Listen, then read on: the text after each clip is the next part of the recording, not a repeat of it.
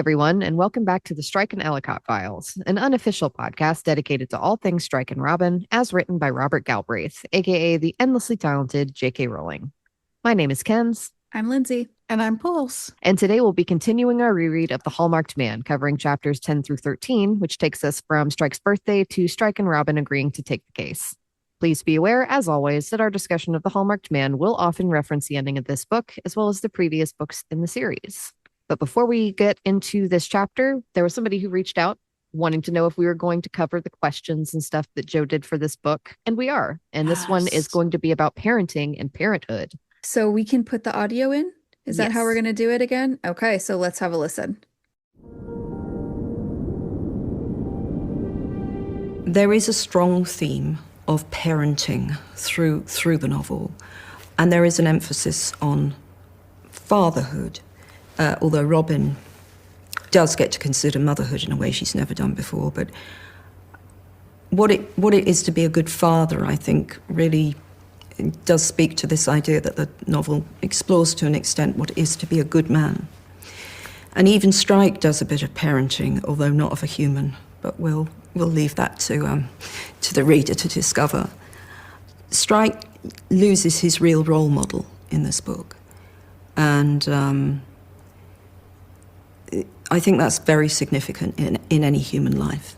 Losing someone who was a model in some way to you is a life experience that I think, actually, if you're lucky, you will have. The losing is always terribly sad, but to have someone in your life that you really look up to and would model yourself on morally, I think that's a gift. Not everyone has it.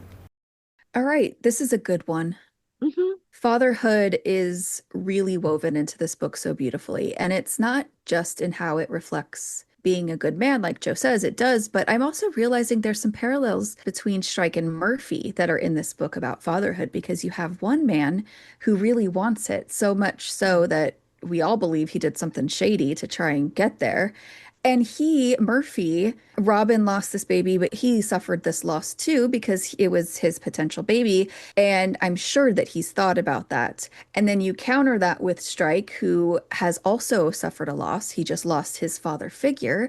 He doesn't want to be a father, but the threat of becoming one in the worst way imaginable is just looming over him throughout so much of this book. And even when that threat is over, who is the person who comes in and helps him make it go away completely?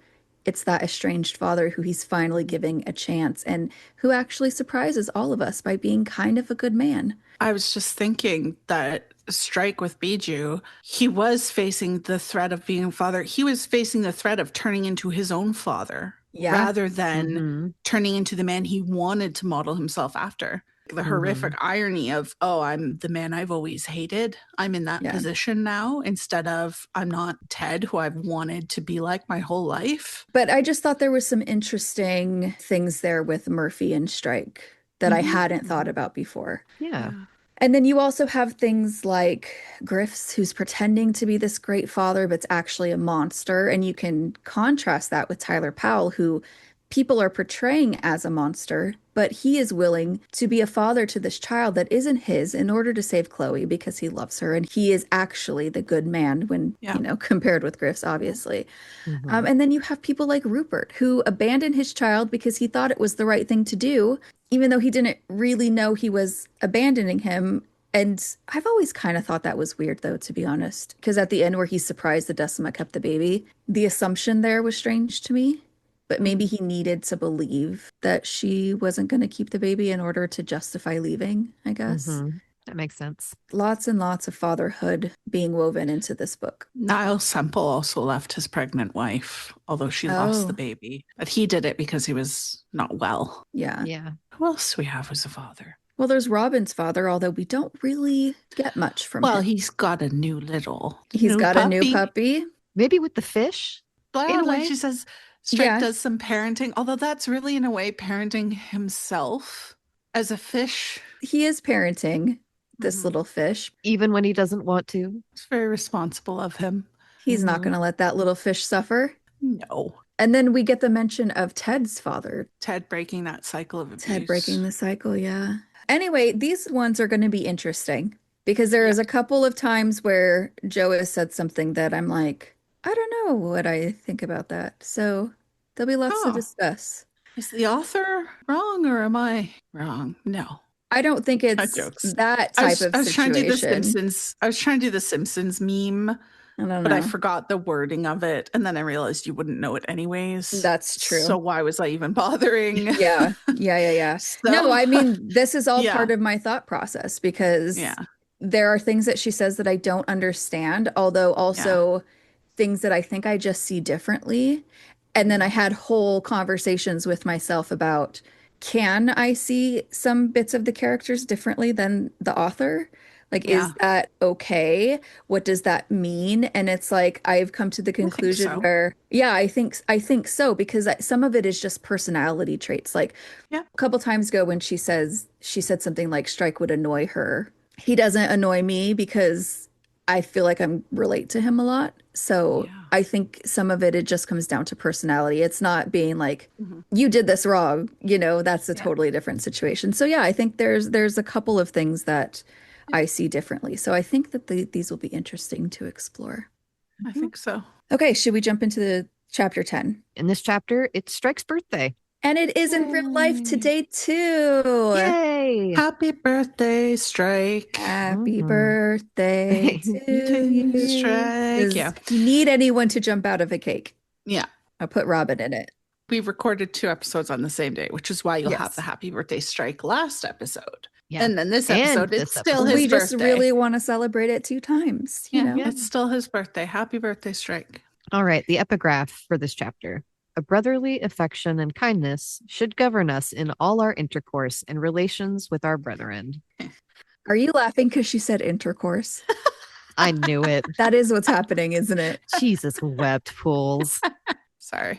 And that is from Morals and Dogma of the Ancient and Accepted Rite of Scottish Freemasonry by Albert Pike. This is a really nice one because there is affection and kindness with the agency for the most part. The line says it should govern us, but we see in this chapter that there is someone who is not treating the others with either of those things, and it's not how a proper team should be. Exactly. Looking at you, Midge. I'm just kidding. I'm kidding. It's Kim. I'm just kidding. The outrage I I'm was about to just feel. kidding. Yeah. It's Kim. Of course, it's Kim. We get the start of a team meeting, and I love team meetings. Me too. I think it's honestly been one of my favorite things about these later books because it's nice and it's just so fun to see the dynamic between all of them.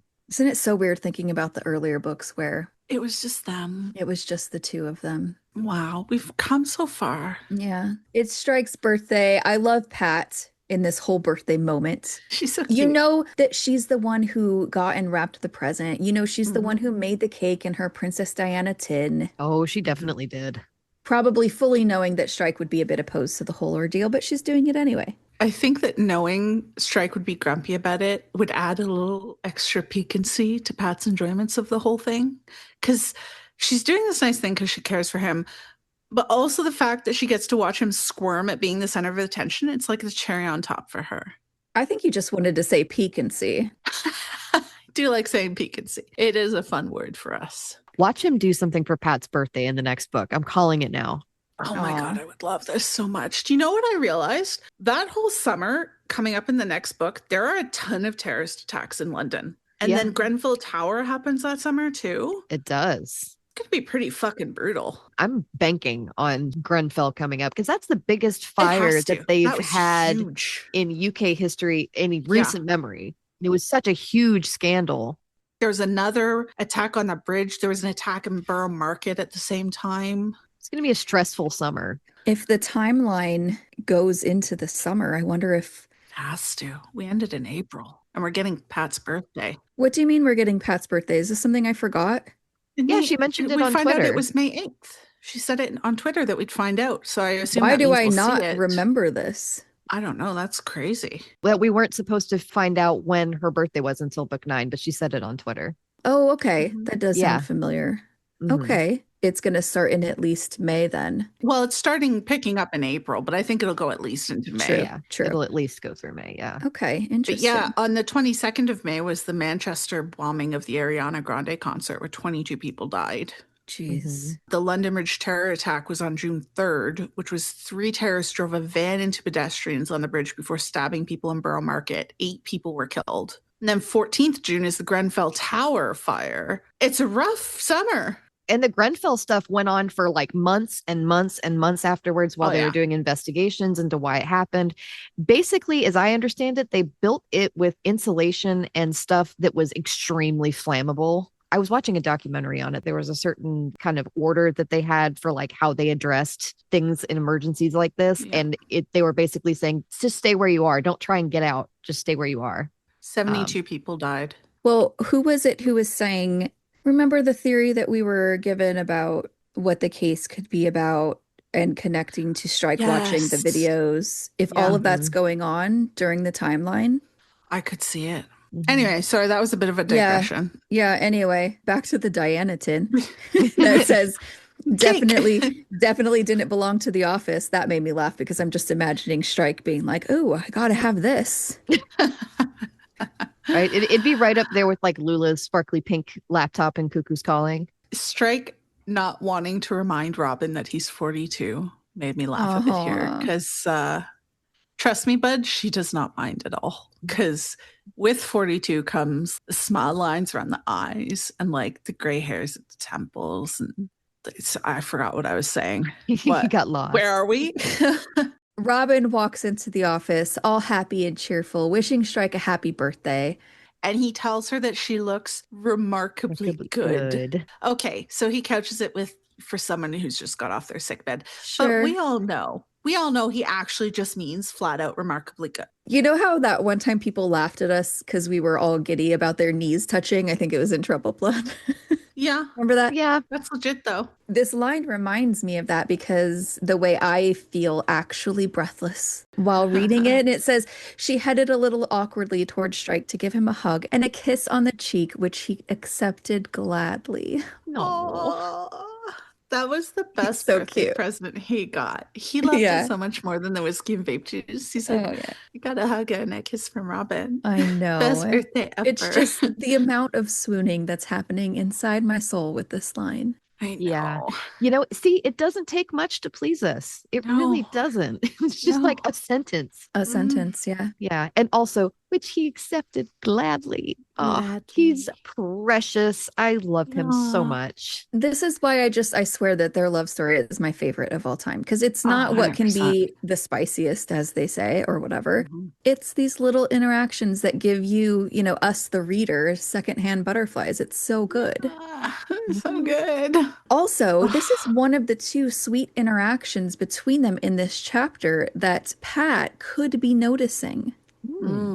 She could be noticing Robin's a little awkward, noticing that Strike is gladly accepting it. I feel like she's got to be picking up on it at least a little bit. There's also the little moment later on where they're smiling and laughing at each other at the end because she could be picking it up. I love that. That is, of course, if we're arguing that Pat wasn't surprised by what she overhears at the end. So that's such an interesting question to me because how surprised is she? I know. I mean, the actual proposal is going to be surprising no matter what.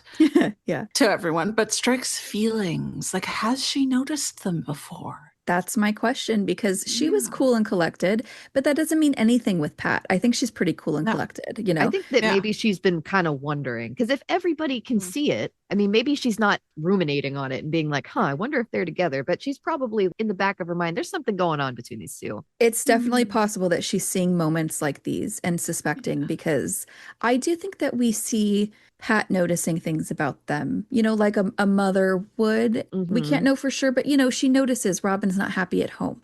I think she picks up on little things about them. Yeah. So I wouldn't be surprised if she was not surprised. She just doesn't nose in about it to them because she's a kindred spirit. Although we're going to need her to do that a little bit more now. But I think now Strike is going to talk to her about it more, hopefully. Oh, that would be so fucking cute if Pat becomes like his confidant. Oh my God. Another thing that Pat could have noticed, because I definitely noticed it, was that Robin was not happy to just be part of that group gift, right? She bought him another present, which indicates a closer personal relationship than just group office gift. Yeah. And I love that she made Murphy go buy it. I bet he hated that so much, which I really love for us. Yes. Yeah. He's got to at least be somewhat bitter about that. Is it just me? Or is it Yes. honestly a little crazy? Yep. Okay, thanks. Just kidding. That Robin asked her alcoholic boyfriend to just go buy her a really nice whiskey. Like, I know he said he's fine with being around people drinking, and he's already drinking again anyways. So, but I feel like actually going to the liquor store, picking up the bottle and going through the cash is a bit much. Like, it's got to be a bit triggering. That's a good question. You would think. It might depend on the person. It might depend on how long they've been in recovery. Yeah. It does kind of seem like sending a kid in a candy store and being like, don't get anything. Genuinely. Yeah, I don't know. But I was just strongly reminded of the flowers that Strike got Robin in the beginning of Troubled Blood. Such a huge parallel here. And now later, another parallel when it comes to Christmas, because he buys her really thoughtful, sweet, loving gift, and she buys him something edible. And yeah, the Cornish food more thoughtful than the salted caramel chocolates, but in Strike's defense, he was sick with the flu. So it balances out. That's true. I did like her gift, though. It's a monthly subscription. It was sweet. He gets monthly food delivered. Those are really expensive. Yeah. And he liked it, but it is just another. No, I totally see it. And the reason for the generic gifts are different between Strike's flowers and Robin's whiskey, but they each got each other a gift that was something that they don't really want and that reminds them of a bad relationship. Yeah. I highly doubt that Strike's going to be yelling at her to not buy him any more whiskey. But I do wonder if, she's going to learn that this reminds him of Charlotte and at some point never buy it for him again. Right. I mean, once you get it in the glass, though, doesn't it all taste the same? AKA horrible? AKA horrible. Apparently not. It all tastes really horrible. Anyway, and now that I've triggered everyone. Yeah. I love Strike casually dropping the name 2 times to Robin because I think that Robin's reaction was the same that I had. Right? Yeah. Just what? Exactly. What? It's one of those things that's such a blast from the past. You just have to laugh. Yeah, you're like, what? Yeah, but it's great because this is the book where people come back. It only makes sense to see this guy again. And I just love the way the whole conversation flows about 2 times between Barkley, Strike, and Robin, where it seems like, they're reminiscent on old jokes and things about this crazy old client of theirs. It feels cozy in a weird way. Who knew that cuckolding could be cozy? Yeah. Weird way. Yeah. Super cozy. And you have Kim trying to be part of the conversations, which is less cozy. Get out, Kim. It's not about you. The little jab about marriage. And when she says, I didn't marry one of my mistakes to Robin. I mean, she says it to everybody, but I think it was for Robin. Maybe your mistakes didn't want to marry you. I don't have proof of this, but I'm sure Kim knows that Robin was divorced. Yeah. I don't think she heard it from Strike, Pat, Barkley, or Dev. I'm just saying there's one detective who likes to gossip a bit. I wouldn't be surprised. So you think that Midge told her? It's possible. I hadn't considered that since Midge talks about not liking her later, but maybe Midge let it slip earlier before she realized that Kim was the literal Antichrist. Oh. Yeah. Or Kim could have just Googled Robin. True. UHC gave her a Wikipedia page that mentioned her divorce. I feel like the information's out there for a detective to find. And if I were Kim, which thankfully I am not, I would be Googling, the competition. Right? I suppose that's possible. And it is clear that Kim does see Robin as competition. Oh, right? Because definitely. of how hard she tries to undermine her. Yeah. Yeah. All right. But speaking of the devil. Well, hey, not literally, just joke. Midge FaceTimes in. I know that she is completely clueless about Strike and Robin. I know that she's trying to tease Strike, but when she said, "What are you, 45?" I was like, no, poor Strike. She actually thought he was 45. No, she doesn't. She's trying to mess with him. Didn't he say he looked like 10 years older in the first book? Well, maybe he doesn't anymore. He's lost the weight. Yes, he has. He's less tired. Vegetables. He's less tired, Yes. Yeah. And yeah, obviously, Robin doesn't care, but Strike is self-conscious about this because he thinks she does care, and I think that's super cute.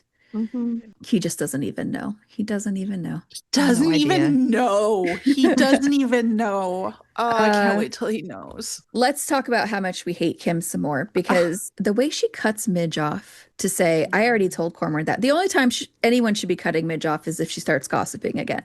Right. But this was just rude. But it's also embarrassing. I was kind of dying of cringe. Like, it's such a bad look on her. I know. And then Kim is the one raising her eyebrows at Midge. Like Oh Midge my is the God. one being Yeah. inappropriate. It's so Seriously, strange. flames on the side of my face. And we've got Robin feeling resentful about that quite a rep at work comment Murphy dropped. I still don't think it was positive. No, of course. And I guarantee every single woman she's worked with hates her if this is Yeah, how she and always that's acts. part of her rep. Yeah. And she can't get all of the men on her side by sleeping with them, right? Mm-hmm. Technically, maybe she could, but it'd be messy, figuratively, Yeah. literally. Okay. Well, that's Ugh. okay. Let's talk about there's some foreshadowing here that I see with the Mr. A talk. So Barkley suggests that if Mr. A doesn't want bad things posted about him in the papers, he shouldn't do the bad things. What? And see where this is going? Very clever. Yeah, but also Dev says the things being posted about him are from past bad behaviors, which is even more relevant to Strike because this is all his behavior in the past, right? And I'm also going to go out on a limb and guess that whatever Mr. A did is way worse and actually true than what Strike did. Yeah, most definitely. So we've finished talking about hating Kim for now. Let's move on to our other target, which is RFM. I can't decide who I hate more because Kim is more irritating. Okay, Kim is way more irritating, but Murphy's the one who's more effective at blocking Strike and Robin from kissing. So it's a tough call. I mean, I think the person who's most effective with that is J.K. Rowling. Yes, she is. True. But I love her. Right. So I gotta hate the characters. I mean, if I'm voting Kim because I think that Murphy has some understandable and redeeming qualities and Kim just does not. Yeah, whereas Kim just makes me wanna rip my own arm off so I have something to hit her with. Yeah, I think I'd have to agree. Murphy is texting Robin that he has the information she asked for. I feel the same reluctance from him here that I did from Oliver and Lethal White. And it also took a really long time for him to respond to her about whether or not Strike could hear this information. And I kind of thought that was weird for Robin to ask because I cannot see any possibility where Robin can know information and not share it with Strike. Maybe he was just hoping he could just tell Robin and then she'd pass it on to Strike rather than him actually having to talk to Strike. But actually, I think he's just somehow idiotically hoping it would just stay between him and Robin, which doesn't make sense. I think I think it's that. And then the all caps, nobody else. So fucking dramatic. If he's that afraid of being associated with the Strike and Ellicott Detective Agency, don't date Robin. I love this chapter. Everything about the ending bit is so cute. Strike and Robin are just adorable in it. It reminds me of the beginning of Ink Black Heart when they're celebrating Robin's birthday. Oh, yeah. They look at each other from across the room and she smiles at him. This is giving that. Oh. Strike did his best to look appreciative while Happy Birthday was being sung. Noticing the forced nature of Strike's smile, Robin started to laugh before the song was finished, noting with gratitude that laughter no longer caused her much pain. Strike, unwillingly amused by Robin's amusement, found himself genuinely grinning by the time Pat instructed him to blow out his candles. So cute. Imagine being in the room and watching these two. It's so cute. Adorable. I also noticed, maybe it's a coincidence, but I don't know. There are a couple of times where it feels like there are some opposites happening between Strike and Murphy. I thought I found another one, but here's a good example. In the last chapter, Robin laughs along with Murphy after she tells him that he sounds like he's trying to lure her into a van, right? And the laugh hurts her. Here, she's laughing with Strike and she's thankful that the laughing no longer hurts her. I think the symbolism of Murphy being a thorn in her side fits with this. There might be some laughter with Murphy, but it's also causing pain, where with Strike, it's just happiness. Yes. Yeah. 1,000 times. Yes. So cute. And then, of course, we have to love Kim getting annoyed that Robin gets to have a private conversation with Strike in the inner office. And yeah. Die mad about it, Kim. Like partners do at their partner's desk. Yep. All right. Chapter 11. All right. In this chapter, Strike and Robin discuss the case and Freemasonry. The epigraph: if two lives join, there is oft a scar. They are one and one with a shadowy third. And that's By the Fireside by Robert Browning. I love this one because it's talking about Strike and Robin joining their two lives. I think what this is saying in the poem is that when two lives merge, there can be scars or pain from that union, or I guess in Strike and Robin's case, the journey there. Mm-hmm. Yeah. So when you have a couple, you have one and one, each individual, and then you have them as a couple, this other third. But applying it directly to this chapter, it's a cute chapter with the two of them. It could be reflecting that. If we fudge the actual meaning of it, you could say it's about the awkwardness of the upcoming meeting with Robin, Murphy, and Strike. So Strike and Robin have clearly joined their lives. They're the one and one, and now Murphy is going to be this third wheel, this shadow ruining it. Fucking guy Yeah. ruining it. Yeah. Yeah, I think exactly. This poem is really lovely and it's very appropriate for Strike and Robin. So the speaker's an old man reading by the fireside, looking at his wife, who he says his perfect wife, his heart. Aw. He muses on the past and eventually lands on this moment they had together in the woods when they were young, exploring an old chapel. The moment when their friendship changed and he said he loved her and then their souls mingled as one. And I had to put some quotes because they were so Strellicott. Yeah. So I'm going to read some bits that were really good. I could fix her face with a guard between and find her soul as when friends confer. Friends, lovers that might have been. You so know like, that's he can talk to her as a friend, right? But that's in this book. That's one of the epigraphs. oh, is it? Oh, really? Shit. What chapter? It is Poem? What 100. chapter? It's 107. Oh, fantastic. Mm-hmm. And then we go, for a chance to make your little much, to gain a lover and lose a friend, venture the tree and a myriad such, take the risk. How worth that a man should strive and agonize and taste a veriest hell on earth for the hope of such a prize. The prize of her Very life. Strike. Prize of his life. Yeah. And he says, you might have turned and tried a man, set him his face to weary and wear and prove which suited more your plan, his best of hope or his worst despair. But you spared me this like the heart you are and filled my empty heart at a word. And then he says, if two lines join, blah, blah, blah. Mm-hmm. And then we knew that a bar was broken between life and life. We were mixed at last. In spite of the mortal screen, the forest had done it. They had mingled us so for once and good. And this is the bit. This is the bit I really love. I am named and known by that moment's feet. There took my station and degree. So grew my own small life complete, as nature obtained her best of me, one born to love you, sweet. Aww. That loving him to find her, that feat, that moment of telling her he loved her, that was what made him a man and who he is. And I'm like, Strike. Strike. Anyway, I know that's not all super relevant to the actual chapter because what you said, Lindsay, about the relationship, the Murphy, the third wheel, the scar preventing them from the perfect union, all that. But it really is just a beautiful poem to see this book through because Strike is longing to find that perfect moment to risk everything because he wants that future with Robin. He wants that old man looking back on the moment his wife, became his. Mm-hmm. And he spends the whole book trying to create that moment, but the feat doesn't come till the very end in the most opportune way. And then we're left hanging. We don't get to see their souls mingle. He's still waiting on that word from Robin that will fill his heart. But I feel so hopeful that word's going to come in book 9. And I'm going to get so fucking emotional about it. Mm-hmm. Anyway, really great poem. Really good one. Mm-hmm.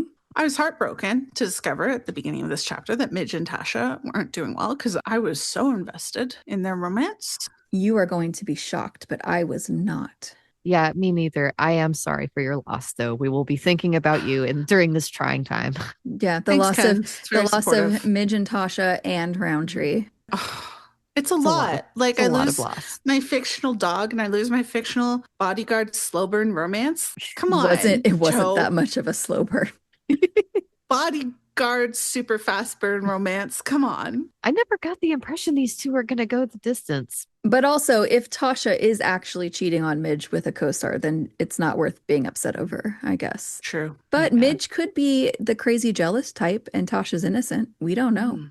Also could be true. It does kind of reflect the whole people who work together developing feelings, jealous current partner thing. Yeah. Yeah, but I'm also kind of wondering if Midge, in addition to being a gossip, is a bit of an overshare because it says that Robin gets the whole story when she took over from Midge for surveillance, and it just kind of made me laugh because I'm imagining like a "Hey, how are you?" and then just Not getting great, way Robin. more than she Not bargained great. for. On another note, I'm thrilled that Robin points out to Strike that Kim was rude as hell to Midge. And I'm glad that Strike appears to have noticed, because he says it wasn't just that. Mm-hmm. I'm hoping for a time where if there is a subcontractor that Robin doesn't like, that she actually just says it. Because the last time this happened with Morris or whatever, she also didn't want to bring it to Strike. And just say, like, this guy's not working out. Which, frankly, Strike should have said about Kim, being like, I'm really uncomfortable with the amount that she's coming on to me. Right. I'm being sexually harassed in my workplace. We're kicking her to the curb. I think that both of them end up thinking about all the work that they have, and they don't want to make the other one have more work by bringing up, we need to get rid of this person, but maybe do it anyway. Maybe say, hey, when we get the opportunity, let's drop this person because it's not. Curb. Murphy is, again, being so dramatic over the super sensitive information. So much so that Strike now has to trade watching football with beer for watching Murphy act all boyfriend over Robin because of it on his birthday. It's so sad. I was going to laugh at Murphy for not wanting to text it, for being dramatic, but then I realized, okay, technically the police could get text records and see that he shared it. So I guess if it's sensitive, Yeah, because it's about an active undercover informant who's in a great deal of danger. So yes, okay, it is very sensitive information. It is. But don't be so precious about it, man, as well. I mean, I get it. I get it. Yeah. But he also acts like they don't know what private, like, whenever, like, if something is sensitive, it's like, come on, dude, we do this all the time. We hold ourselves to that level of standard and we don't even have to. They hold themselves to a higher standard than you, Murphy. Yeah. Just FYI. I think it's just, they don't say their information, but when they solve cases, then sometimes it comes up that people have helped them, right? Yeah. He doesn't want to be that person. So Strike shares some Fleetwood updates with Robin. One of the things Strike has is a picture of Rupert. Guess what's pointed out again? It's that round face, that Baby Bell cheese face. The Pilkington face. Poor guy.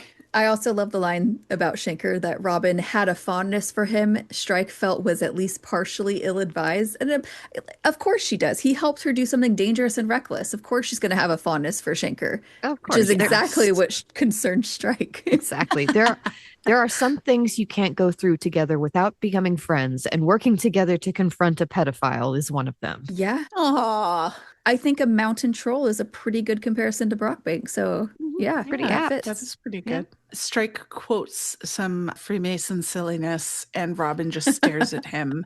And her, "You're never a Freemason," is quite funny to me. I love that. It's so funny. Of course, he's not a Freemason. Yeah. She knows perfectly well he's not. He would never be able to keep a straight face during that ritual. No. The video. Oh my God. I know. And Robin, I might not have known. It's so funny. Yeah, that is funny. I'm just imagining him in that room with that the video we saw. Yeah, it'd be like when he went to that UHC meeting at Olympia. It's just like arms folded, admitting nothing. Oh, God, I love that part. Was really good. I thought it was hilarious too. I like when Robin says these little phrases that are slightly obscure to me, because they're not common over here. Like, "you're never is one, or God above." That one was new to me too. I really liked that when she first said it in Troubled Blood. Also, the silliness, as you say, is actually more talk of Hiram Abiff. And Strike is using the quote where they talk about keeping each other's secrets except for murder and treason. I feel like there are a lot of other awful things that should maybe be included on that list. I agree. Yeah. Are they keeping each other's rapes a secret? Fraud, theft, performing illegal charms on goats? Is Aberforth the Mason, you think? 100%. Okay. Yeah. Do the wizards have their own version of the Masons, or is that just being a wizard? It is it literally is being a wizard. Being a wizard. Except they don't have to do like oaths or ritual things. Yeah. No. So there's definitely like a club. Who would be in the Wizard Masons? Well, if they're do you think the Malfoys? What's his face? Slughorn? Oh, Slughorn is all about it. Slughorn Yeah. would love the Masons. Percy Weasley would join the Masons. God, yeah. Ernie Macmillan. What is Oh his my name? God, Ernie McMillan would be Ernie all over the McMillan. Mason. Yeah. Yeah, Hmm. he totally would. Maybe Seamus. Yeah, I could see Seamus. I think Ron might want to be, but then he wouldn't. But he might, when he was younger, Ron would want to. Hermione making fun of him. Maybe Bill would be one, low-key. Oh, Bill? He's way too cool, but he's pretty cool. Yeah, but he was also, wasn't he like head boy and prefect? Yeah, so So cool. he's got a little bit of a responsibility streak going on there. He might just go there for a hot meal. He might be doing it for much the same reasons that doesn't Hardiker. It sounds nice. Yeah, because Fleur doesn't cook. Okay, headcanon accepted. Anyway. I could never take a vow to keep anyone's secrets no matter what. Uh-oh. What if it's a secret I have to tell? What if I really want to tell someone? Nobody make Pools a secret keeper. No. Oh, no. I just find it timely that here is where we learn that murder and treason are the only exceptions, because we've just had Murphy being all weird and secretive about this case. I'm not suggesting he's a secret Mason, but he is part of a group that notoriously keeps each other's secrets. Very true. And a group that had a whole big thing about being full of Masons and giving each other's promotions. Like that was a big thing, the Freemasons and the Met. I'd be willing to believe that he's secretly a Mason and just didn't tell Robin. I just think we would have learned about it in this book if it was going to be a thing. Oh yeah, we would have. He takes the silence thing very seriously. Yeah, very. Very seriously. I really love Strike and Robin's conversation about why men do stuff like the Freemasons. Because I think Strike's spot on with his insights, especially about we might like the hierarchical thing more than you do, because very frequently I think that's the case. I also think what he said, that men need a reason to meet up, is very true. I think it reflects with Strike making a point to go to Wardle's later, where he is making that effort. It just rings really true to me for men I know. You know, I think it is more socially normal for women to get together and hang out than it is for men. You know, girls' night is such a thing. A normal thing in our culture. I don't ever see videos for like ideas for the next guys' night. You see much more about things like man caves, which are much more of like a solitary sort of place. Right, exactly. So Strike thinks about how this is the first time he's going to be alone with Robin and Murphy. And I'm having flashbacks of that meeting with Matthew and Silkworm. And I'm like, which one is better or worse? How are we judging it? I love this comparison. In Silkworm, we had Robin desperate to make the men like each other, trying to show each of them off in their best light to each other. Now, she's really just focused on hiding her own feelings about Strike. But he's trying to show himself in the best light to Robin. Murphy's just angry and swigging vodka. Yeah, this night's way more fun. Way more chaos. Better. Way more fun. Sure. I think Strike would view it as more of a success. Definitely. Robin might view it as more of a success because she got information out of it. And Murphy? I think Murphy and Matthew probably hated it pretty equally. Yeah. I think they're both equally miserable on that one. Yeah. So. Oh, too bad. I do love our man's focus here, though, because he is not letting himself to get distracted from his number one goal. At every possible opportunity, he is strategizing. He is planning. He is going to win Robin away from that prick Murphy. He's going in with a plan. We believe in you, Strike. Motivated. We're rooting for him. Okay, chapter 12. All right, in this chapter, Robin, Strike, and Murphy discuss the case while eating pizza. The epigraph reads, "We are all of us, though not all equally, mistaken."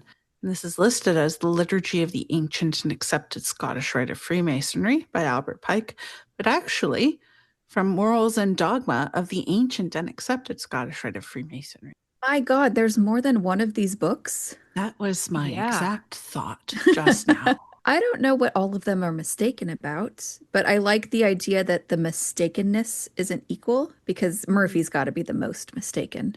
Right? Absolutely. This quote continues, "The cherished dogmas of each of us are simply our own special form of error, our guesses at truth." And then it says, "It is our duty always to press forward in the search for truth." All three of them come into this chapter with their own form of error. Murphy is obviously the most mistaken because he doesn't even care about the pursuit of truth. He's sharing information only because Robin wants it. He's doing a half-assed job. He's relapsed and lying about it. nursing his hatred of Strike, letting it like shape his opinion of the agency and Robin's work. Robin is also pretty mistaken. Her cherished dogma is clearly laid out. She knows that she loves Murphy. She knows, big quotation marks there, that Strike isn't in love with her and doesn't want a relationship.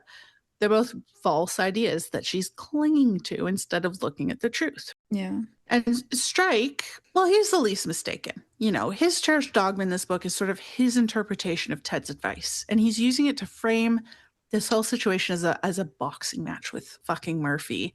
And he's focusing on engineering that perfect moment that will lead to a confession when actually he should just be open and honest with Robin from the start, just say it and not worry about Murphy or the perfect moment. But he's he's on the right track. I understand wanting the moment. We understand that. It's because he's so romantic. It's because he's trying to make a Kairos moment. Yeah, he's trying to be romantic. And also he's trying to make sure it's the right moment for Robin as well. He's obviously the closest to being on the right path here. Yeah. So we open this chapter with Robin's thoughts about Strike and Murphy, which means that we open with more lies to Murphy, gaslighting of herself, and purposeful blindness, because Robin, he is in love with you. My God. Yeah. Her thoughts here. They'd been perfectly friendly before we started dating, and now they're antagonistic. Why could it be? Why? It's a mystery. Murphy still believes that Strike is dating Bijou. This lie from Robin, it's said to be the only thing that shut down Murphy's suspicion of Strike and Robin's friendship. The big question here is, can we blame him for being suspicious? Of course not. No. Because Robin is actually fully in love with Strike. I know. And imagine. Even if she successfully kept that a secret, it's still very obvious to literally everyone that Strike is massively in love with her. That would legitimately be a red flag in a relationship.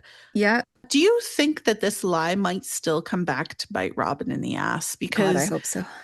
Yeah, I know. Bijou and Honbald have been in the papers. Yeah. All that Murphy would need to do is to Google Bijou lawyer. And then he does that. Stories of her denying any connection to Strike and also having Honbald's baby would pop up. This lie is so fragile. I mean, I hope that it does. But unless Bijou is not what she goes by professionally, because her name is Belinda, right?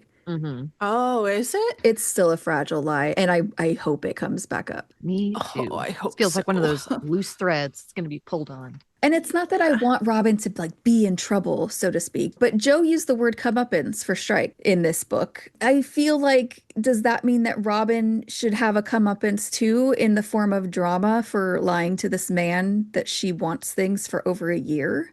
I hope so. She calls what Murphy does unnecessary displays of jealousy. Girl. Obviously. Come on, Robin. I'm not here to defend him, but I think literally the most necessary form of jealousy. The jealousy is pretty well-founded. Yeah. It's extremely well-founded. Yeah. I think this is a place where we can and probably have to defend him. Robin says that she completely understands why he's jealous, not because she's in love with Strike, the actual reason that we all understand why he's jealous, but because of his ex leaving him for another man. Robin. I'd say that Robin is acknowledging that he has a right to be jealous, but she's not acknowledging the real reason. And then we get to this classic line. The reasons for Strike's antipathy towards Murphy were more mysterious to Robin. I can't. Girl, his mysterious hatred for this guy, which just happened to start the moment you went out on a date with him for the first time. Girl. This is so frustrating to me. Strike has been raked across the coals by everyone for his willful blindness in previous books regarding his own feelings. But doing it at this point in the series, where it's already been mentioned, Strike has already mentioned and hinted that he's in love with her, right? When he said the thing about Charlotte, he's already tried to kiss her. Ilsa plainly told her that Bijou's sole purpose was to distract himself from his feelings for her. And I just remembered she also told that Strike is hating her dating Murphy in the beginning of The Running Grave. And is like, come on, Robin, obviously he's jealous. This is the kind of thing where people are feeling frustration, I think, with Robin, but also with more than Robin. You know, I've seen a lot of people feeling frustration with the book itself, with the writing itself, because they feel like it's unbelievable that she's lying to herself this much. And I know people want us to talk about it, so But we're also not going to make up criticisms. We're not going to make up things that we. Well, I'm not going to make it up. Well, yeah, I just think that putting in criticism for the sake of being more negative about it. Well, that's not what I'm doing. I know. think I'm saying other people just seem to be like, I wish that you guys would be more negative and critical, No, I know. about the book. And it's like that. We're not going to do that. I get where people are having trouble understanding where Robin's coming from because I am also feeling that way. Yeah. And so I can understand where they're feeling disconnected from the story in certain parts. I get being frustrated with Robin because of this stuff. I do. And I'm not immune to that. I think it's more frustrating for us as readers because we're in both of their heads and we know what Robin is saying isn't true. But I guess what I think about when I think about this and I try and like kind of fit it in with everything else we already know is I remember when Robin talks to Ilsa in Ink Black Heart about the whole situation after the attempted kiss and all that. Even then, Robin thinks about how even though Ilsa knows Strike well, Robin, knows Strike better. So I don't know that she would necessarily take Ilsa's word for it that Strike is using Bijou to distract himself, hinting that his ex knew that he was in love with her and trying to kiss her aren't really clear or straightforward admissions. All she's kind of seen from Strike so far is confusing mixed signals, plus the whole like we were talking about it last episode with like Coco and Madeline. And I think that like those two instances really are like, girl, don't humiliate yourself again. Don't do that. Because all she's seen from Strike is confusing mixed signals, it doesn't ring as totally unrealistic to me, especially when she's already all mixed up already because of the PTSD, which in and of itself is a disease of contradictions. Between that and the fact that she's stubborn like Strike, I guess I can understand it a little bit more, but I guess I get where people are coming from with being frustrated. I guess if each of those things were alone by themselves, it would make it more understandable. But when it's all together, this is where Robin is totally turning into the willful blindness sort of thing. Trying to kiss her, trying to tell her Charlotte knew I was in love with you, what Ilsa's saying, all of it together. She is being willfully blind at this point. And I think that it's hard at this point in the series for some people to understand it. And so I do get it.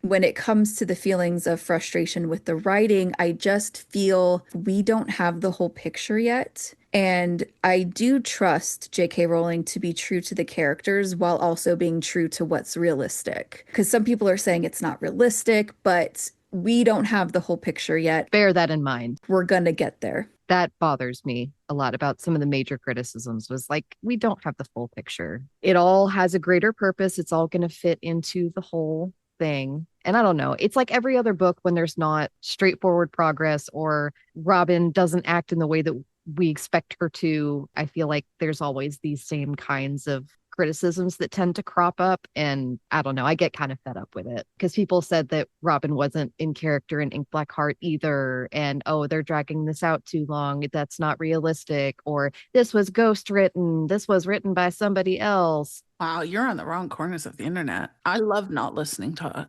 shit takes like that. So when I see those kinds of takes, it's the same shit. And people said that even like for Harry Potter, like for Deathly Hallows, I saw people talking about how they thought that Deathly Hallows had been ghostwritten. Yeah, the problem is listening to people on the internet.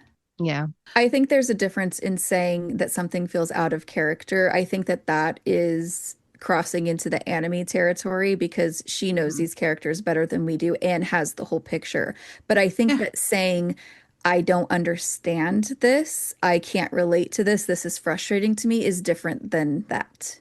Yeah, and I've heard less of people saying that, and I've heard more people saying it's out of character. Like it's not, I don't understand it. It's clearly Jo doesn't know her own characters. This was written wrong. I mean, people are going to complain on the internet. Yeah, I try not to listen.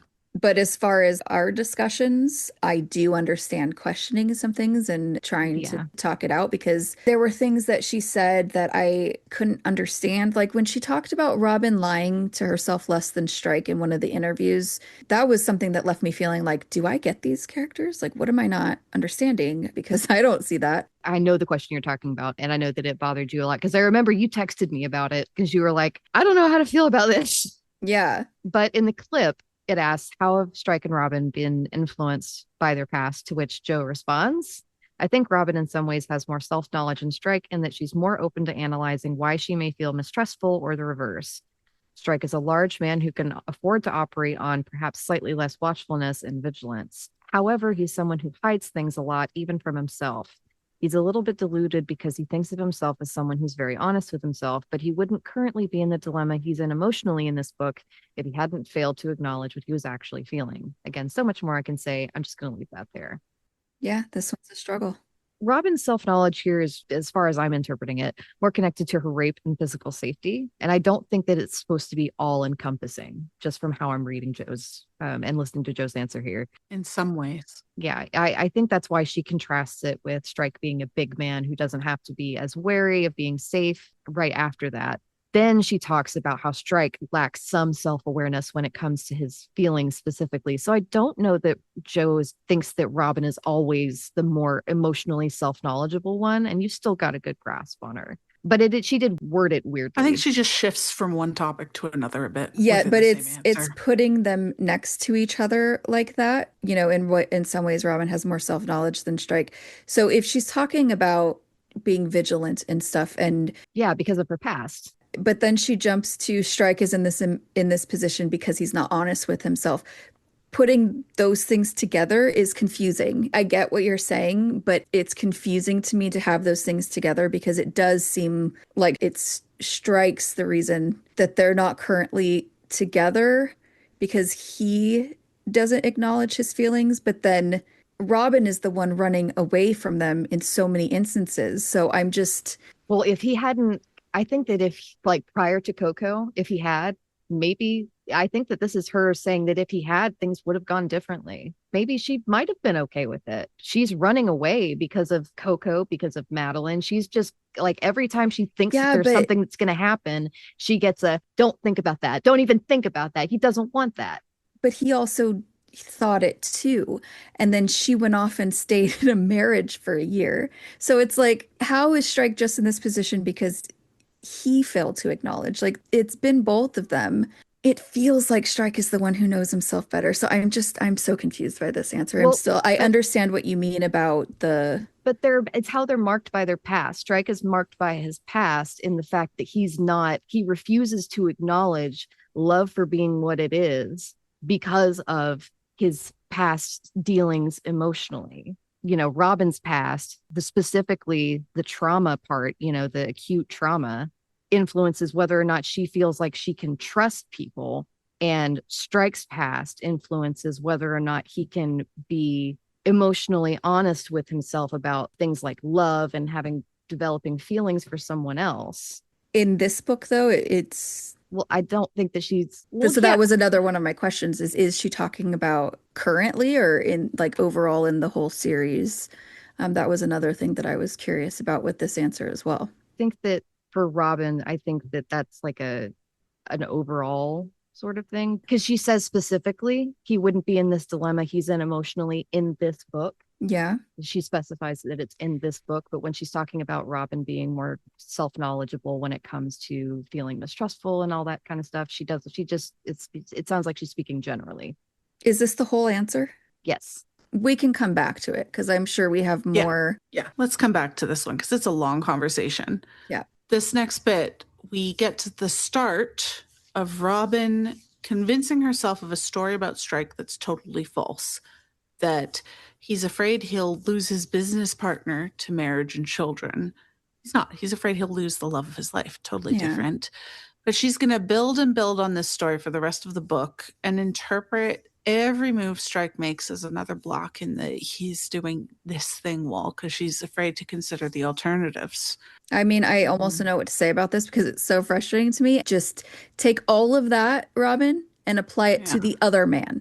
That's more appropriate. Yeah, pretty clearly projecting all the things that she's subconsciously worrying about with Murphy onto Strike. She's probably not even worried about them because she doesn't care. She's not at all. Not at all. There's one sentence here that Robin says, if that was indeed his concern, Robin found it both insulting and infuriating. And she goes on to be insulted and infuriating for the rest of the book because she's forgotten that it was a question whether he was acting like this and just instead accepted it as true. Yeah. She said, oh, yes, I've discovered the truth, completely forgetting that it's not the truth. Yeah. It could, yeah. And this is not a new thing with Robin. The first time I listened to the books back to back, I listened to them so quickly that I was picking up on things in earlier books that you don't really see when you read them a year apart for the releases, you know? And I found myself kind of annoyed with her, to be honest, because she was constantly projecting things onto Strike and being angry at him for it when none of it was true. And I was like, Robin, stop. What are you doing? It's not fair. You know, like, for example, he's going to think I'm not good at my job. She thinks that so much over like books 2, 3, and 4. And I think it comes back in Ink Black Heart as well. But it's really noticeable when you listen to them back to back in like a week. Now she's just doing it with a different topic. But I think the good news is that eventually she grows to trust that he's not thinking that she's bad at her job, because he tells her things that she needs to hear, like, you're the best I've ever worked with. But, you know, she could hear the things that she needs to hear sooner if she communicated. So hopefully part of her growth will be telling him exactly what worries her about the possibility of them so that he can address it. And this pattern of hers is a cognitive distortion, a very common one. She needs to do more work with her CBT therapy because it's mind reading. Yeah. She thinks she's reading his thoughts about her, but they're actually her thoughts and her insecurities about herself. Yeah. Hopefully, Doc Brock will pick up on that. Come on, Doc Brock. But Robin thinks, of course, there was another possible explanation for Strike's attitude. But she wasn't going to think about that, except that she did think about it more often than she wanted to admit. Same. I told Amelia exactly what Charlotte wrote.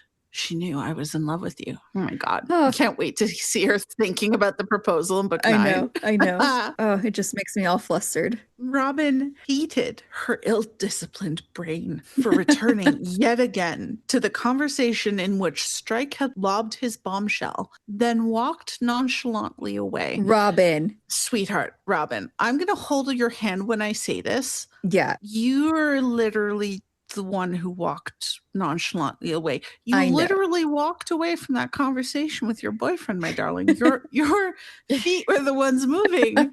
You can gaslight yourself, but it's not going to work on me because I have the receipts. I can go open the last book, Robin. Yeah. Someone should email Robin a copy of Running Grave with that bit highlighted. Oh, I would highlight several bits for her if she was going to read the Running Grave. Yeah, Robin's gaslighting herself. Of course, J.K. Rowling knows this, right? Yeah, that this course. Isn't true. She's writing it. Yeah, she's writing that Robin is thinking these things. It doesn't mean that she thinks them or that is writing them as fact. Yeah. So we're going to see Robin tell herself the truth eventually. Yeah, Robin Jo knows it. Is an unreliable narrator. Very, yeah. Because she's destabilized, deeply destabilized. Her memory's just, it's not working. My memory works, though.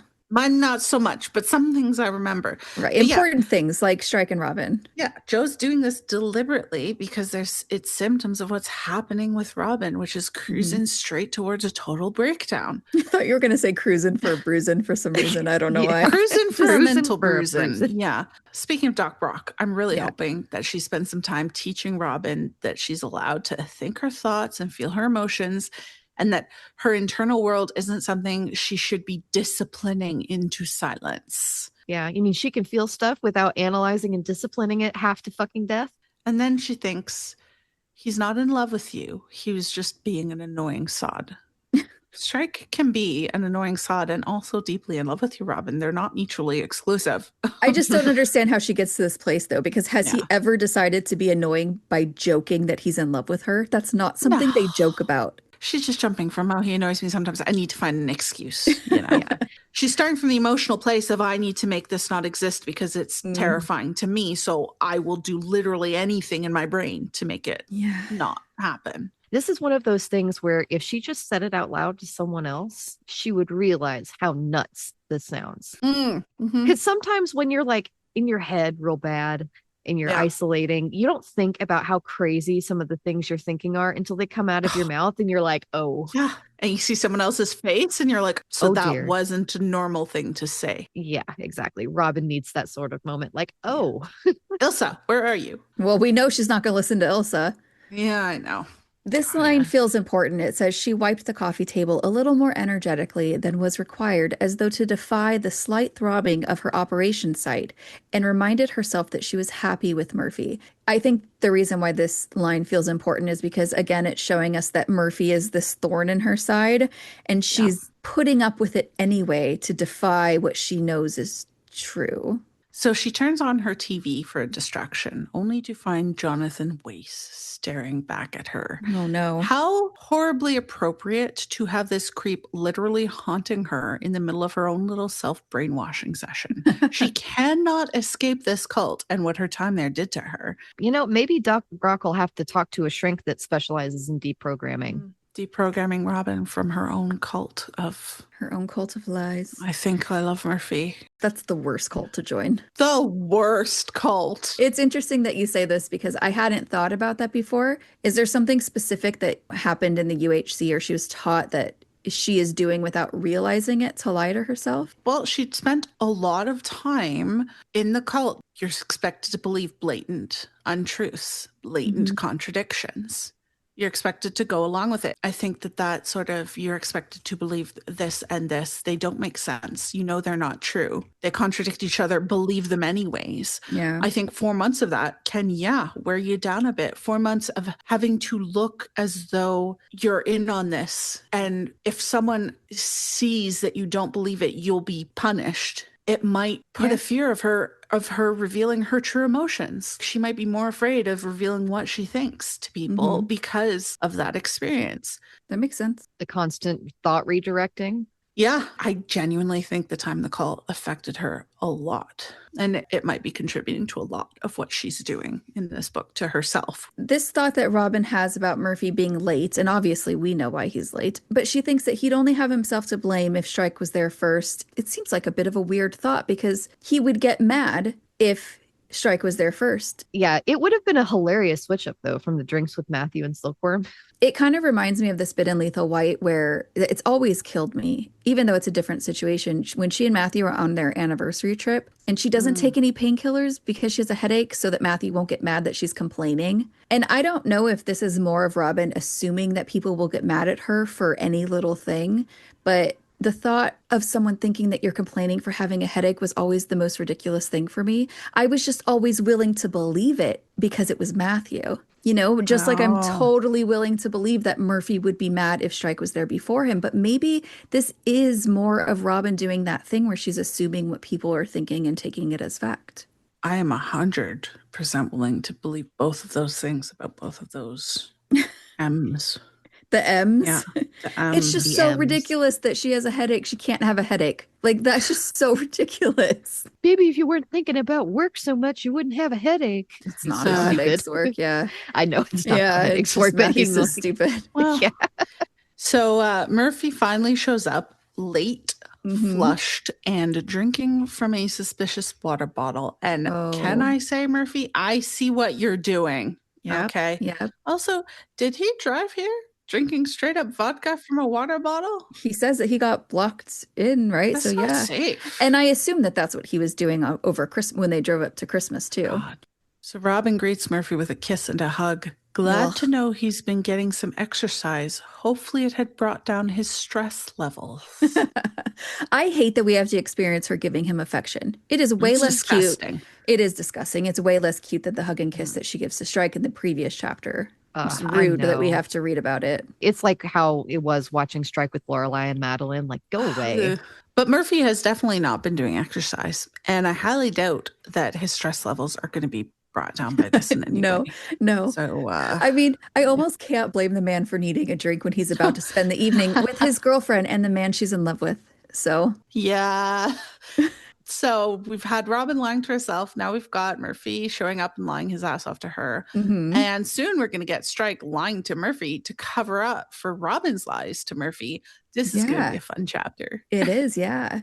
Robin tells Murphy here that she's so grateful for this. And his response is, yeah, well, you didn't want a weekend in Paris.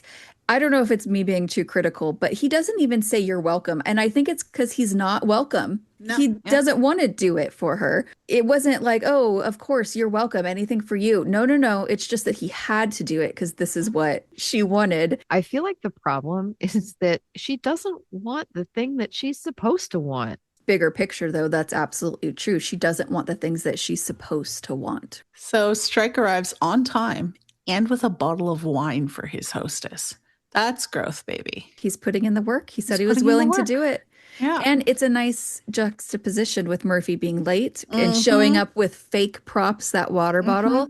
Strike is basically surveying the terrain before he enters into battle. The flat was mostly unchanged since the last time Strike had been here, when he'd been sleeping over, though unfortunately only on the sofa bed. Unfortunately. Unfortunately. Am I right that this is the first of the few moments where he's openly thinking these kinds of thoughts, right? And killing us all in the process. The way I gasped when I read that one word. I know. And the other moment like it that I really like that comes to mind is him thinking about having hopefully consummated their relationship after a declaration later on. Just kill me. Just kill me. Yeah. Strike wonders if Murphy knows about that. And I too wonder about this. I highly suspect that he does not, even though it's not his business. They weren't even together. But there's just so much I want Murphy to know, you know? Yeah, really rub his nose in it. Oh, yeah. Strike does his little sweep and he clocks Murphy's gym bag left obnoxiously outside the bedroom door. Marking his territory. Yep. Yeah. You might as well have just come in and peed all around my desk. Exactly. It's a line from Friends. You're welcome. He also sees that Phyllis is flourishing despite Murphy's best efforts. Yeah. Very sweet. I used to really want Murphy to know that Strike bought her this plant or the dress, but now the bracelet is on the top of my list about things Strike bought Robin that I want Murphy to know. I feel like it's a bit sadistic of me that I want all of these things to come out just so Murphy can know. No, it's not. I want it. He needs to suffer because he exists. You know, and this is one way I can hope for it to happen. Also, there'd be so much drama. I know, it'd be so good. I want to see him absolutely crash out over all this. I know. It's so fucking funny. He bought you a dress? He did a bracelet? Yeah. Third, one of the pictures on the mantelpiece is now of Robin and Murphy, arms around each other in front of what looked ominously like Robin's family home in Yorkshire. First of all, gag. Yeah. Second of all, I really like the ominously here because we all feel that way about this photo Strike. Absolutely. Yeah. I am just begging for Joe to please let Robin replace this picture with a picture of her and Strike. Please and thank you. So if Murphy doesn't shut up about this information being super sensitive, I swear to God, he's just so annoying about it. Like, we get super it. sensitive. What I have is highly confidential. We heard, like, no shit, Sherlock. the first 10 times. We got it. Also, it really annoys me how he makes sure to go on about this to Strike alone in a quiet voice so Robin doesn't hear. Like, rude. Also, why is he telling Strike that he's only gotten the info because Robin asked him to? Like, yeah, it's the only benefit to having you here, Ryan. Like, well, the line that's so funny that says, as it was hardly likely Strike thought Murphy had gone digging for information for love of him. Strike wasn't entirely sure why he was being told this. Yeah, I know. It was silly. I guess it's just Murphy's way of explaining to Strike that he doesn't really want to help them, but he's risking something by doing it. It's very rude of him, really. Well, like, okay. But then I really enjoy Robin's mini freak out in the kitchen when she hears Murphy ask about Bijou. It is amazing. That was so cute. I love everything about this, even though it causes huge problems later. Right now, I can just sit back and enjoy how funny it is. But obviously, I think that Murphy is trying to assess the situation to make sure that Strike is still taken. Yeah. Ooh, when Murphy realizes Strike's single and has been so for a long time. And that he's proposed to Robin. And that he's proposed. He got gazumped. He did get gazumped, yeah. I love it. And then, of course, it's so adorable that Robin avoids looking at Strike. But I wonder if he's looking at her and noticing the flush and the blush, you know? Oh, I sure hope he does. Now we get some plot stuff where Murphy lays out the basics of the Silver Vault murder in a very annoying way for them. Yeah. So the important info for us here is timeline-wise, Wright, who we know as Tyler, had been living at his rented flat for a month and working at the silver shop for 2 weeks when he died. All of his information was fake and his references were burner phones.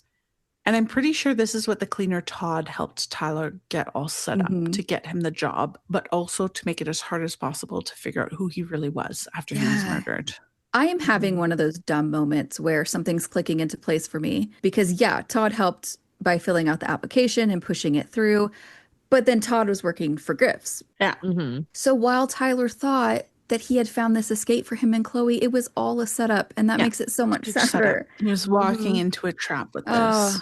Murphy took a sip from his water bottle, which led Strike, who was making notes, to a new realization that water bottles carried around after exercise were an obnoxious affectation. So good. That is so funny. Strike, I love your seething hatred for this man. Please keep it up. He's so petty about him in his head, and I love him so much for it.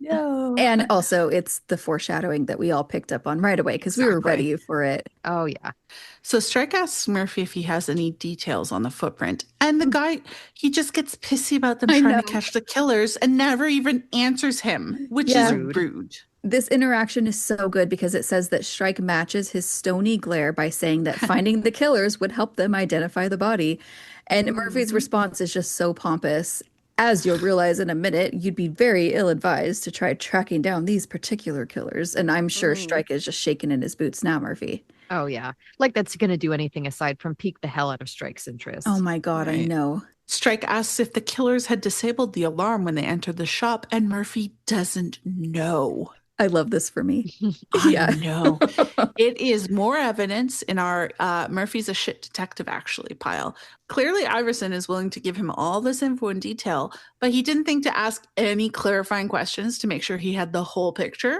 Yeah, it's either that he's a bad detective and didn't think to ask, or he doesn't want to make this case seem any more interesting to Strike and Robin, so he doesn't want to give any additional information that might make them want to take the case. Possibly, yeah. Not that I'm biased or anything, but I'm leaning towards the shit detective angle until I see some strokes of not genius, I guess, but we'll settle for competency. Strokes of competency.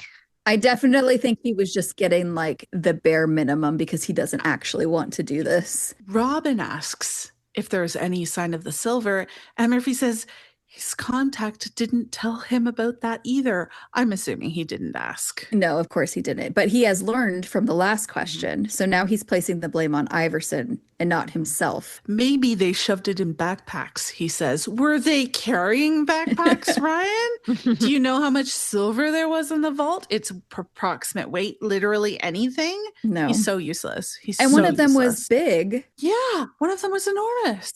A car with fake plates and a lone driver had passed an earlier camera. When it passed the next couple of cameras, there were two people in it. And of course, Iverson didn't say what make it was. And fucking Murphy didn't bother asking. Yeah. I mean, I remember an episode we did a while ago when you first brought up that you thought that he was a terrible detective. And I said, I didn't know that we had the evidence. I think we have the evidence. We now have the evidence. And Pools is proven correct once again. I just will counter it that I also think it's possible that he is just not asking because he doesn't want to tell them. He also doesn't care. Yes, but that's what makes him a terrible detective. If he's doing it to try and keep them from the case, then maybe it's different. Finally, we get to the super secret sensitive info after he does yet another irritating song and dance about how super secret sensitive it is. SSSI. Yeah, if I was Robin, I would be way more insulted and infuriated that my boyfriend, who's supposed to respect and admire my skill and my career, thinks that my partner and I can't keep a secret when that's literally an enormous part of their job. Well, and her promising over and over that they won't, it reminds me of how she was trying to appease Matthew at the pub in Silkworm, which also happens to take place on Strike's birthday. Yeah, she really needs to stop placating these men in her life. Unfortunately, the police couldn't get a fingerprint ID because Wright's hands were missing, and Todd had cleaned all the fingerprints off all the surfaces. How convenient. So convenient. And we know he did that because he was in on it, and they didn't want Wright being connected to Tyler. Do you know the amount of paranoia that I would be living in if I had been the cleaner in charge of cleaning up fingerprints? Oh my God. So much. I would just burn the place down. I know. I would lie awake in bed all night wondering if I had forgot a really important place or if Tyler had touched something I hadn't expected. I could just never be a criminal because I could never live with that kind of tension. It'd be too much. Forget the guilt and the wrongdoing. Yeah, the anxiety. The anxiety. Really. Kill me alive. Yeah. Yeah.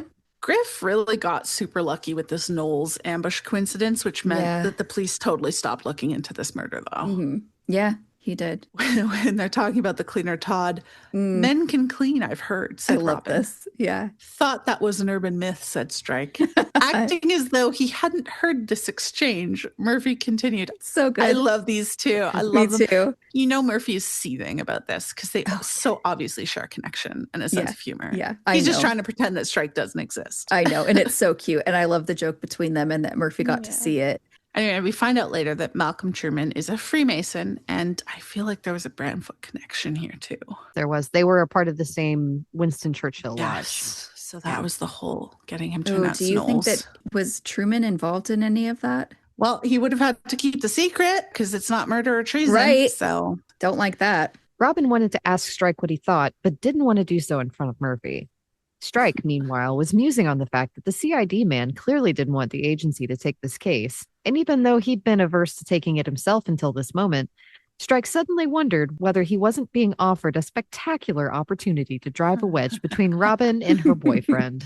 Murphy is now the third wheel at his own girlfriend's place, and I really love that for him. I love that for us. And now we get Strike with his absolute stroke of genius, which is to use this case for his real plans. Yeah. Winning Robin. Someday his plans will work. Here's another time where Murphy did not ask a question and blames it on Iverson, but this seems like the one thing he should have done because he knows the purpose of this case is to find Rupert Fleetwood. And when Robin asks if the name came up, he again says, my source only mentioned Powell and Semple.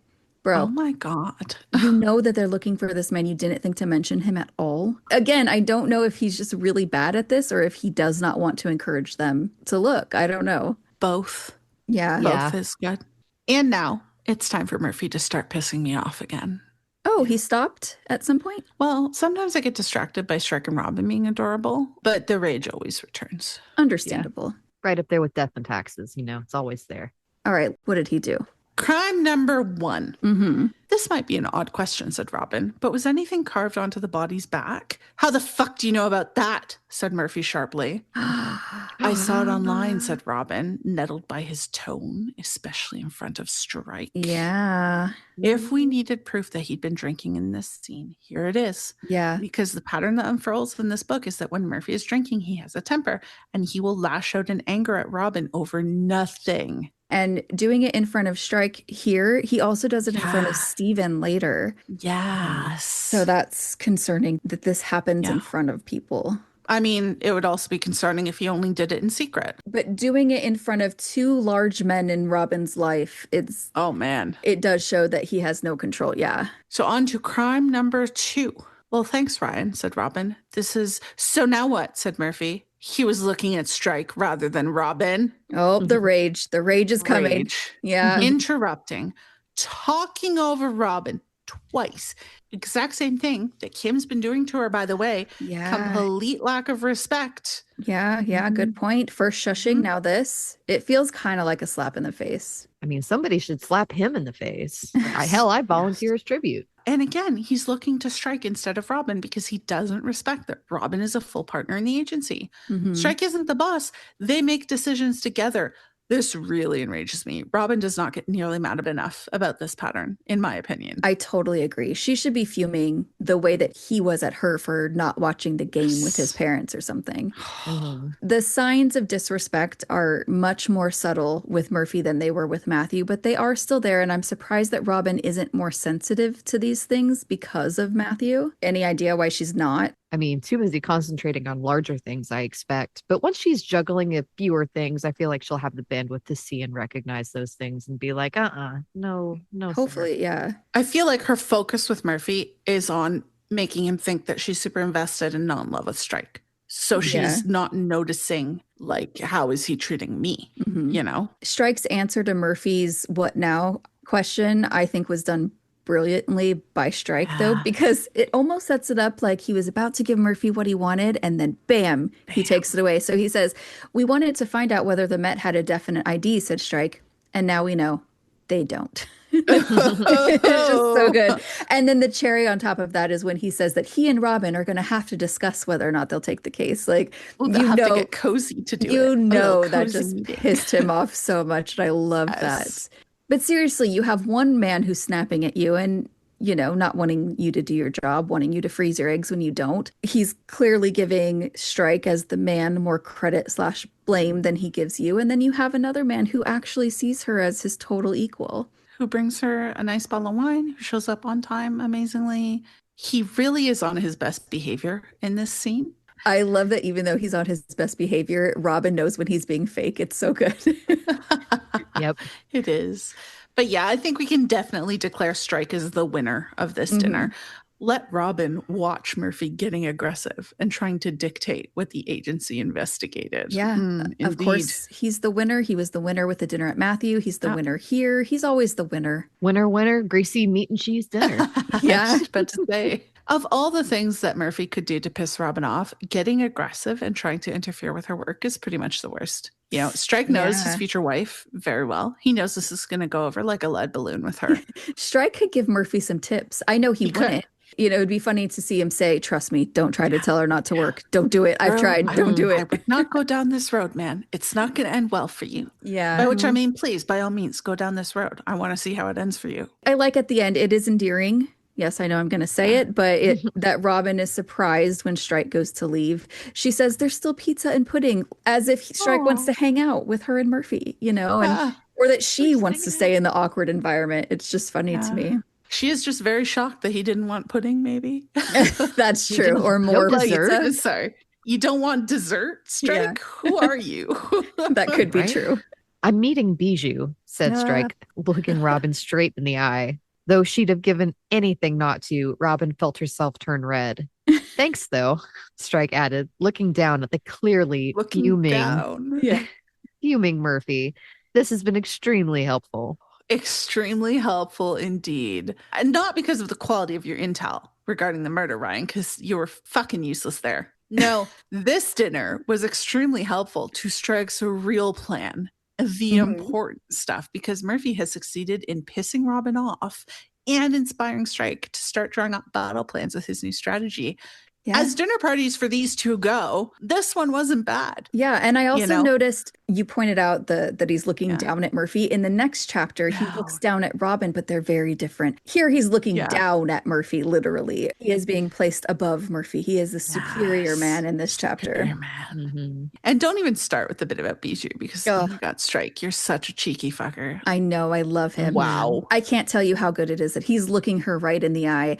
I almost feel like I'm going to turn red, like Robin reading it. I'm like, right? Oh, okay. It's cheeky. It's sexy. It's so good. Now I want him to make eye contact like this with her, but saying other things. Okay. All right. Well, you know, she was up all night thinking about that. God. All right. Chapter 13. 13. Strike and Robin agree to take the case in this chapter. And then the epigraph. And then the sudden slights, long secrecies, the plots inscrutable, deep telegraphs, long planned chance meetings, hazards of a look. Does she know? Does she not know? And that is from In a Balcony by Robert Browning. I mean, my biggest thought is just major swoon. Does she know? Does she not know? It's so good. Oh, it's so good. The actual poem lost me about halfway through. Okay. It was really long and confusing. Okay. So I will just also swoon. Yeah, but also long planned chance meetings. Strike, this is a meeting that he planned. Yeah. Right? He took over. Hazards of a look. Oh, come on. His plot's inscrutable. He's plotting. Long secrets. Come on. It's great. It's the longest secrecy between the two of them. I know.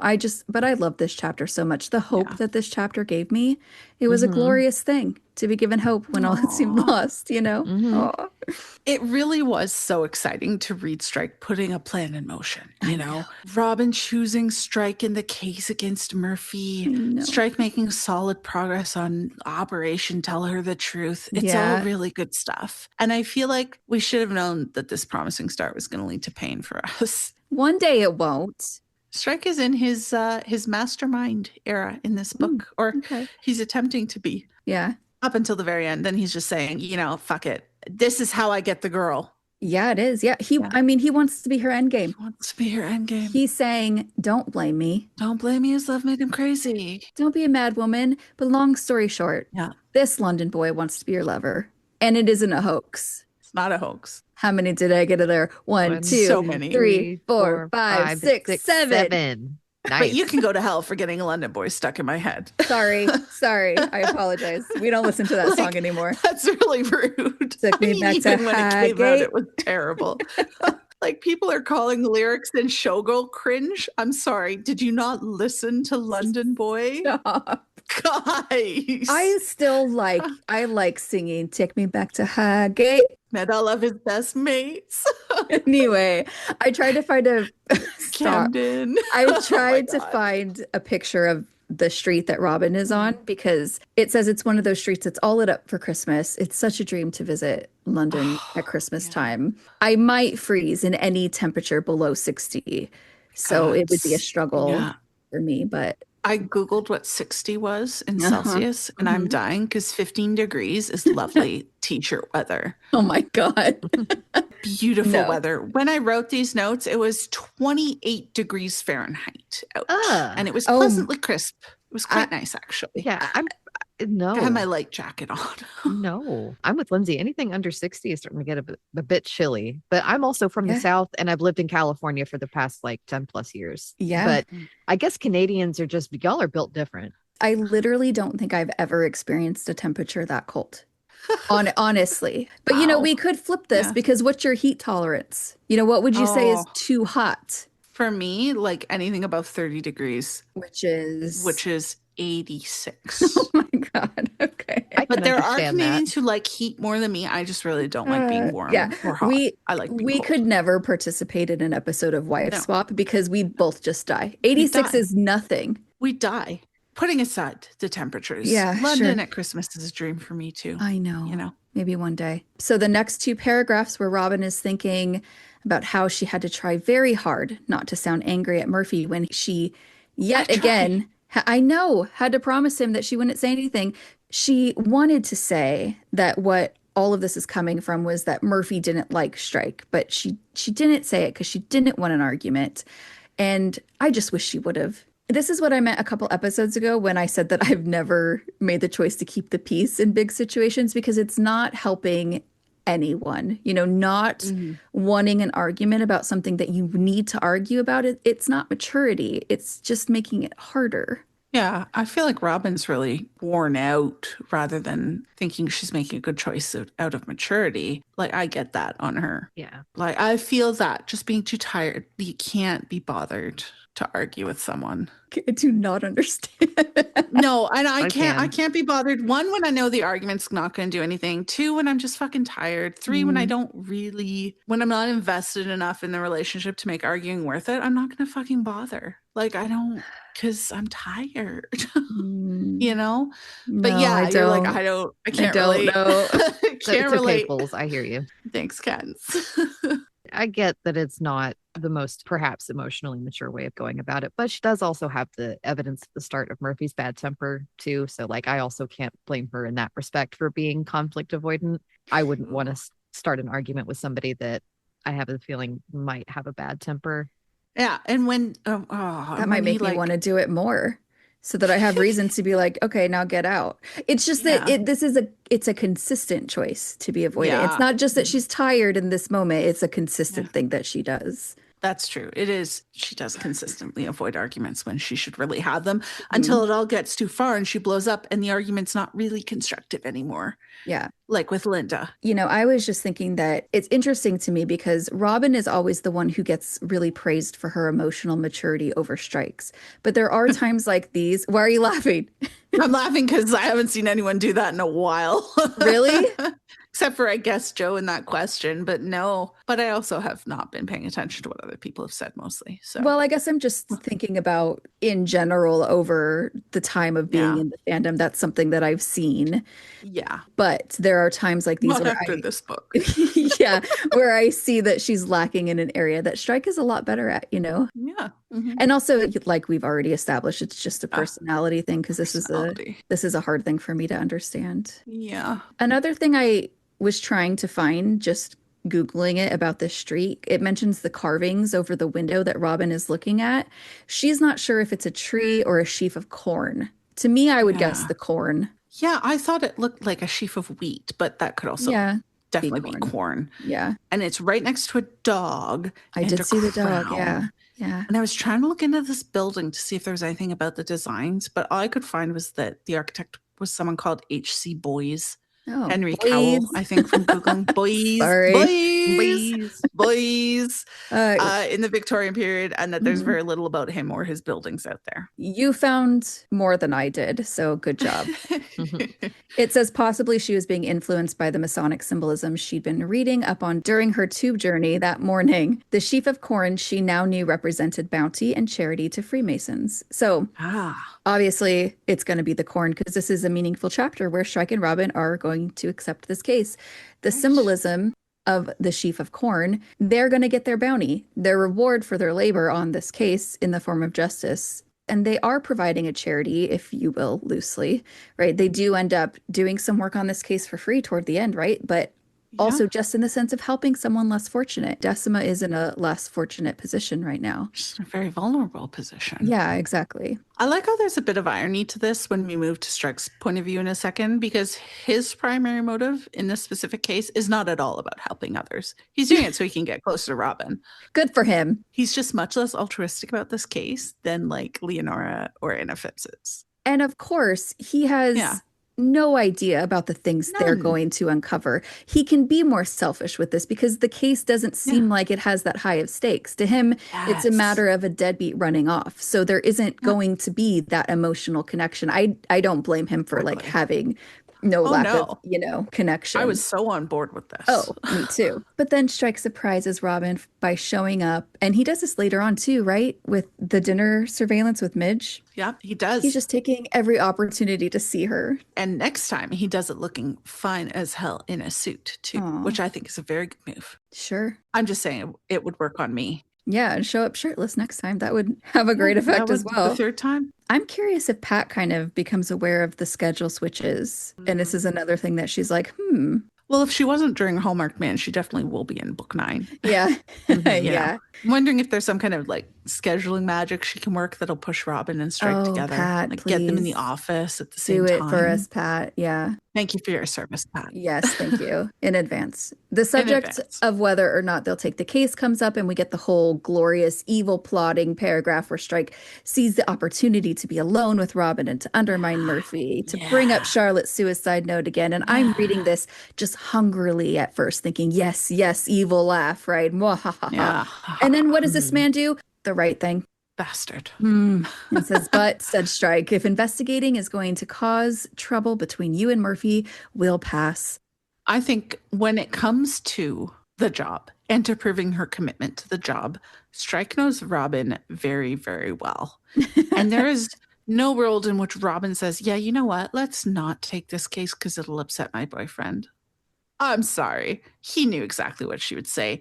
This was actually pretty perfectly calculated to guarantee that she takes the case by setting up the reason not to do so as Murphy. You know what I mean? Saying like, oh, do you want to protect your relationship at the expense of work? To Robin is like waving a red flag at a bull. She's going to be like, hell no. How dare you? I take the case extra hard. And it also gets Strikes and brownie points for being understanding and empathetic. It's masterfully done. It's a good move. That could be. He could also just be doing the right thing. I'm not totally sure, but I like your idea. It's more fun. It is more fun. Then this part just, oh my gosh, the butterflies. Strike saying that she hadn't asked about his date with Bijou. Can I say, I love the way it says he looks down at her when he says this, because it's just so cute. Like, is he making sure he can see her face, get some eye contact because he's so tall? Yeah, it's that direct eye contact. Eye contact. Yeah, he's like, oh, let me try not to see your face when I say that. He does not want to miss her reaction to that. It's important. He wants to know, right? Yeah. And so here are a couple of things that Strike is very clear about, and Robin just later decides to ignore them and or forget them. So first of all, Strike says she makes a far better imaginary imaginary girlfriend than she did a real one. Not, he added, that she was ever a girlfriend. What would you call her then, said Robin. A misguided exercise in distraction and instant gratification that's cured me of the practice. Very well said, Strike. So well said. And then she later convinces herself that he is still seeing her and starting a family with her. It's more of that selective, unreliable memory. Something that I am so excited for, though, is more of the departure from the usual form of resolute tight-lippedness about his private life, because between being more open and continuing to refuse to date anyone else, I feel like that's going to go a long way. He should say, I'd like to make you my private life. I desperately want him to say shit like that. I want him to just go full bore, so unhinged, honest. Oh my gosh. Please. Yeah. When Strike and Robin talk about their individual plans for Christmas and how it's impossible to get out of family plans, I wonder if this means that their first Christmas together, they're going to spend it alone. You know, maybe go on a nice trip as an excuse. Ooh, I'm manifesting that for them. I feel like it's super possible because we know Strike will jump at any excuse to avoid family Christmas. And the thought of bringing Strike to face a Christmas with Linda, it would probably make Robin break out in a cold sweat at the thought of them locked up in the house and Linda being, if she and Linda haven't like cleared the air by then. I think they would have. Just the thought of the awkwardness. I think they would have cleared the air by then, but I kind of also want to see Strike up there for Christmas. I really do as well. So last episode, I mentioned that I had an email that I split up from Shira, if you remember. So Strike says, I'm not going to lie, said Strike. I'm getting interested in that body. And Shira says, that line gives shades of try me. And then, no, agreed Robin. Bodies. Yeah. And I must admit, I'm getting interested in that body too. And Shira says, yeah, she is, roar. And then this is really jumping forward, but when Kim says, you know, how about that body? And she has pictures of the body, Shira says that it's a parallel to her nudes. And then Robin is jealous. I just thought that was really funny. You know what? This is the kind of humor that this podcast really appreciates. It's classy crude, as we said last time. Yes. Classy crude. We love it. Yeah. Then they decide to take the case. Strike calls Decima. And it says that Robin felt particularly warm toward him, appreciative of his consideration with regard to Murphy, and grateful that he'd pass off her lie about Bijou Watkins as a joke. Nice work, Strike. Yeah. Nice. The two partners walked on in silence, Strike thoroughly satisfied with his last 10 minutes' work. He'd just made an excellent start in establishing that he was no longer interested in casual affairs by saying what he had about Bijou Watkins, and Robin had agreed to the investigation in spite of her boyfriend's clear disapproval. No matter the risks, no matter the possible fallout, he now intended to seize the first auspicious moment to tell her what he felt, and if no such opportunity arose naturally, he'd engineer one. There's no pride in having what you never worked for. Never let the other chap change your game plan. Stick to your own and play to your strengths. I almost don't even know what to say. I was just so happy when I read this. Me too. And then the auspicious moment never arrived, and Strike shedded his feelings at her in the stairwell 900 pages later. And I love that for us. And we love that for us a lot because it was amazing. So you know, there was chance, convenience, opportunity, and necessity that he needed to factor for. And in the end, it ended up just being necessity, like Griff's killing Tyler in the vault. Interesting. Good one, Pens. Yeah, and sometimes when you try to plan to make everything perfect, it just means putting it off. And I think that's a lesson of this book, right? You don't need perfection to do the thing that you need to do. It doesn't have to be perfect. It just has to be real and from the heart, right? Ouch. Yeah. Okay. Ouch at that advice. What do you mean? Thanks. What do you mean? Aware, it doesn't have to be perfect. I don't believe it. It sounds fake. No, absolutely. Having said that, though, I do think that Strike was 100% right when he avoided it for Robin's feelings or because he suspected that she wasn't doing mentally well. Yeah. That was good. That is the big exception. Other than that, just speak from the heart, Strike, and you'll get just tell her the truth. All right. Should we jump to the partners chat? One thing I really wanted to talk about is, have you guys seen the videos of Tom Felton in The Cursed Child? Yeah. Oh, That's yeah. really cute. Oh, my God. The It's one precious. where he puts the wad in front of his face and says, "Scared Potter." And I was like, oh, my God. He said the thing. He said he did it. He did it. He had to wait cute. so long for all the cheers. Oh, that made my little fangirl heart happy. I saw a little interview bit with him and Jason Isaacs. It was really sweet. Oh, he really turned out to be the good one. Everyone's favorite. Yeah. I know. love Tom Felton. He's a sweetheart. Him and Neville. I forget his name. Matthew Lewis. He was great on an episode of Impractical Jokers. Have you seen that? Yes, that was hilarious. He was so funny. He was so funny. I love when, because it was a Universal episode. They were at Harry Potter Land, so they brought him in. I loved when they made him say, like, I didn't used to be this hot. That was so good. That was a really funny episode. I need to rewatch that because I don't remember all of it, but that was, yeah, he was great. What else? Anything happening in your life, Lindsay, that you're really excited to talk about? Or oh my God. Okay, so I've seen Wicked 2 times already. Wow. Now this is the second Wicked movie. The second part 2. Look at my nails. I have Wicked cat eye, so I got green on one, pink on the other. Oh, that's cute. My cousin has the same. Super cute. I feel emotional still. So yesterday was the second time I saw it, and I went with Jack and then my friend Angelica, and as we're leaving, Angelica just goes, oh. And I'm like, I know, you feel all the emotion too. Like, yeah. I remember when we first talked about it, very first was like, oh my God, they're making a Wicked movie. And Pools, you were like, they're going to ruin it. Guess what? What? They did not. Wow. They did no such thing. That's amazing. It was amazing. It was beautiful. It was everything I could have hoped for. And I literally cannot stop thinking about Jonathan Bailey as Fiyero because, oh my God. Oh my God, he was so good. I really do like Jonathan Bailey. So he's great in the first one, but in this one, just the love story, just, oh my God, it was so good. It was so good. Yeah, just give him and Ariana all the Oscars because she was fantastic. Best makeup? Fuck it. Give it to Ariana. Best technical effects? Jonathan Bailey. He affected me technically. Give it to him. All of the Oscars. Yes. Linda goes through it, you know.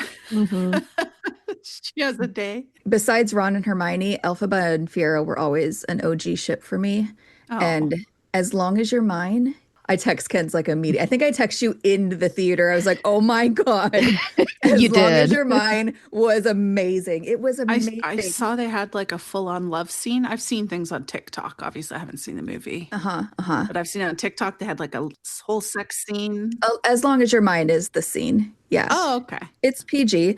Yeah. But I loved the way they made them kneel in front of each other. Not the whole part, but that's how they performed the song in the stage play. So they kind of did that twice throughout the scene, and that was really good, like a nod to the stage. Oh, nice. But I waited for years to hear how that man was going to sing my favorite line from that song when Fiyero sings, and somehow I'm feeling it's up that I fell.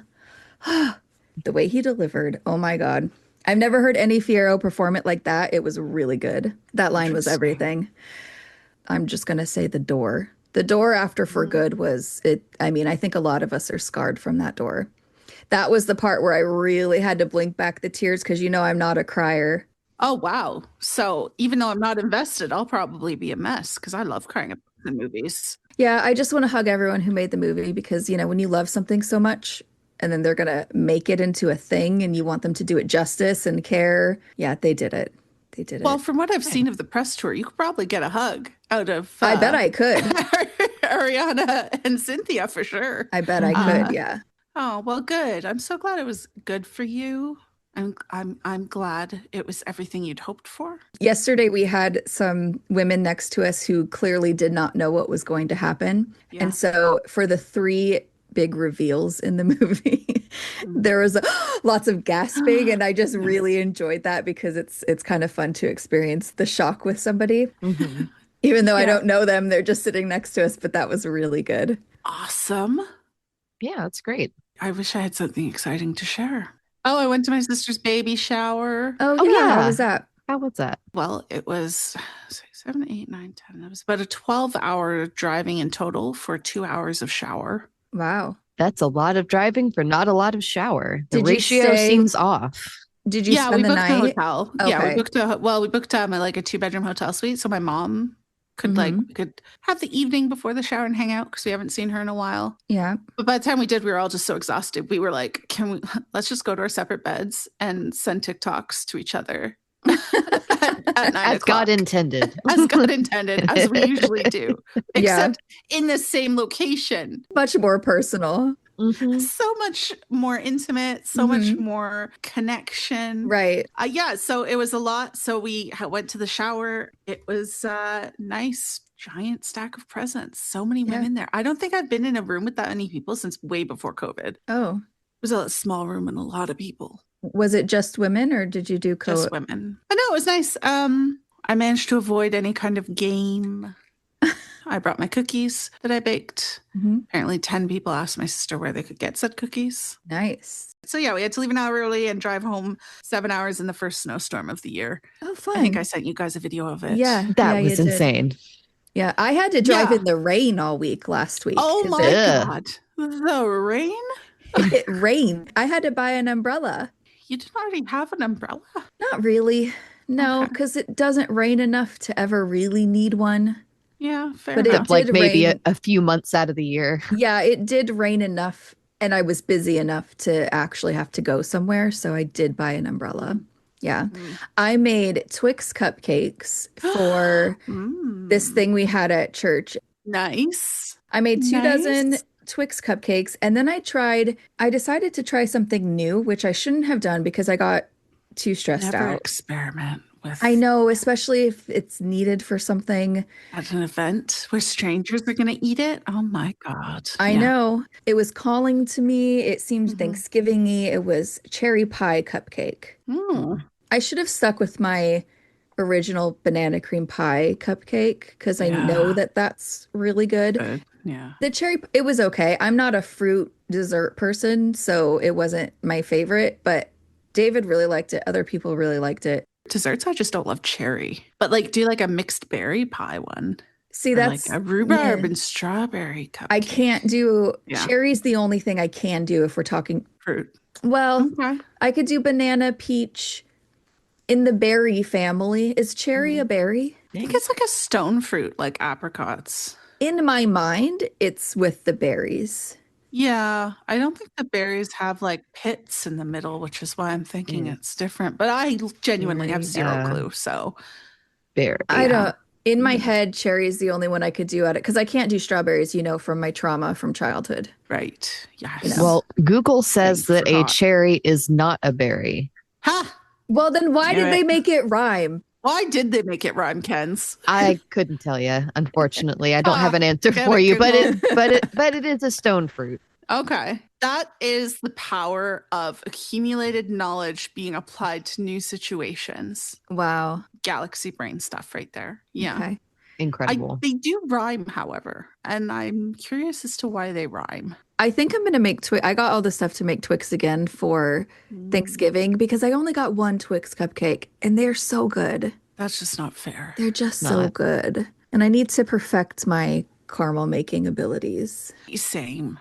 Yeah. I should do more this Christmas. I'm gearing up for Christmas at this point. Our Thanksgiving ages ago, so we're now full on thinking about Christmas mode. Nothing to interrupt me. My entire house is already decorated for Christmas and has been since the beginning of the month.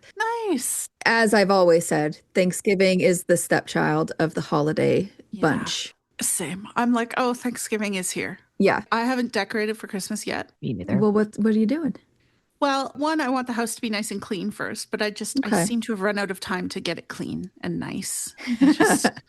Maybe that'll be this week's project after work. I understand that. Knowing I won't do it. Yeah. Yeah. But then also, when we moved up here, we had our big like fake tree, but we had been storing it at my father-in-law's because we didn't have the storage place. Forgot to bring it. Oh, no. So we've just been getting a real tree every year because I kind of was nostalgic and I miss the real trees and the scent and the everything.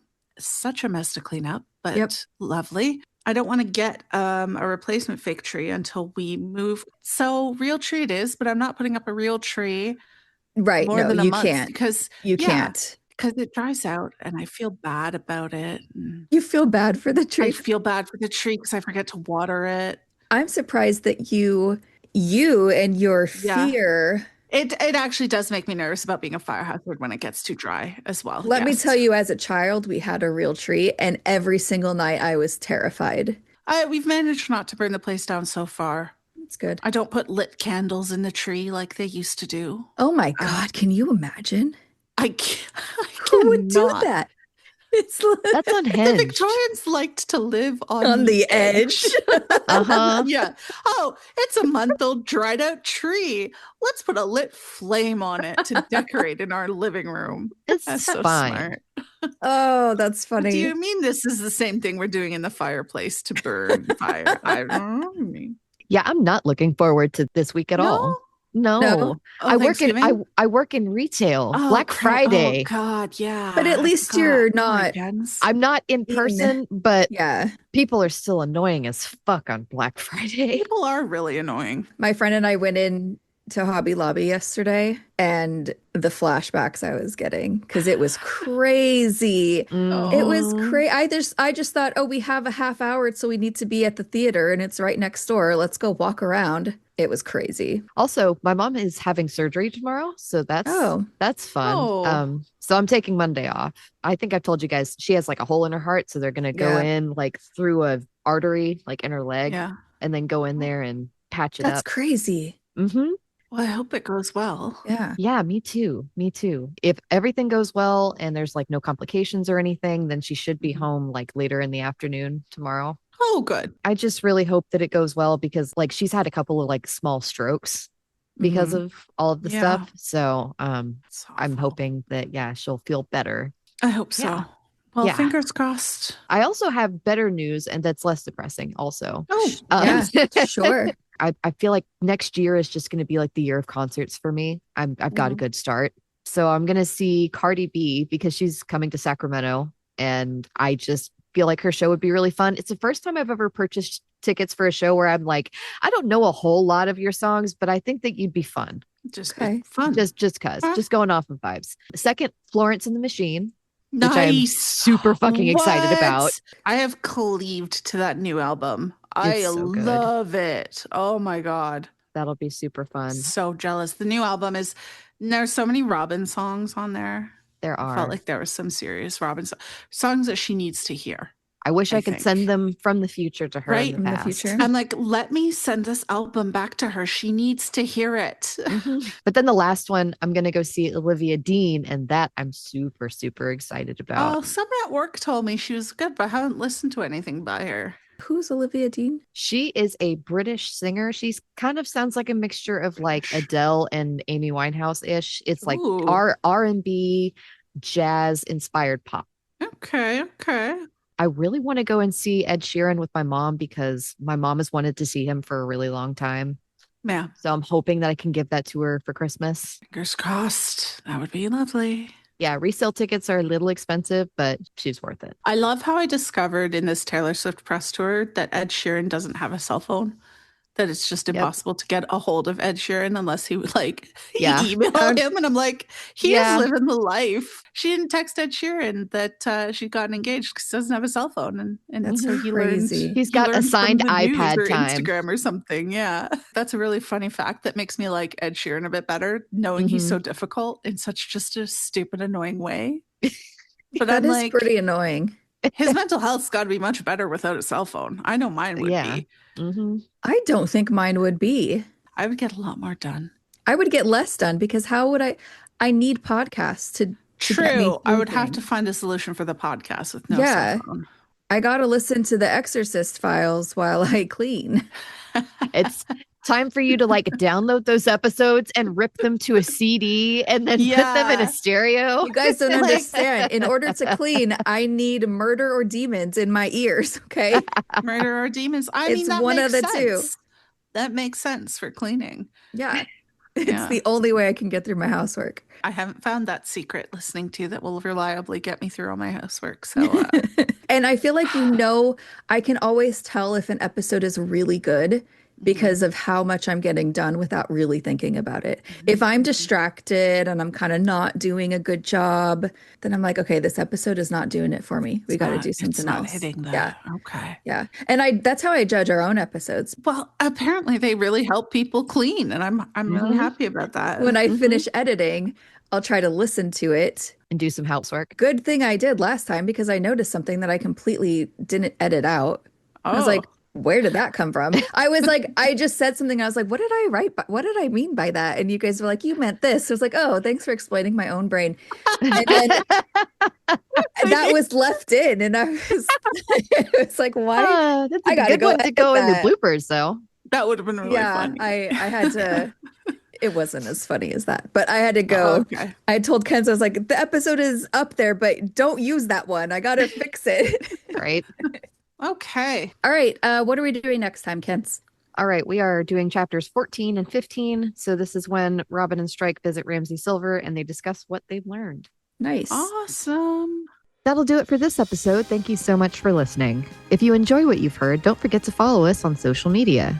We're on Twitter, Instagram, and Tumblr at the SE Files Pod. You can also contact us on our website at thesefilespod.com or email us directly at sefilespodcast@gmail.com. Thank you so much again for listening, and we hope to catch you next time for another episode of the Strike and Ellicott Files.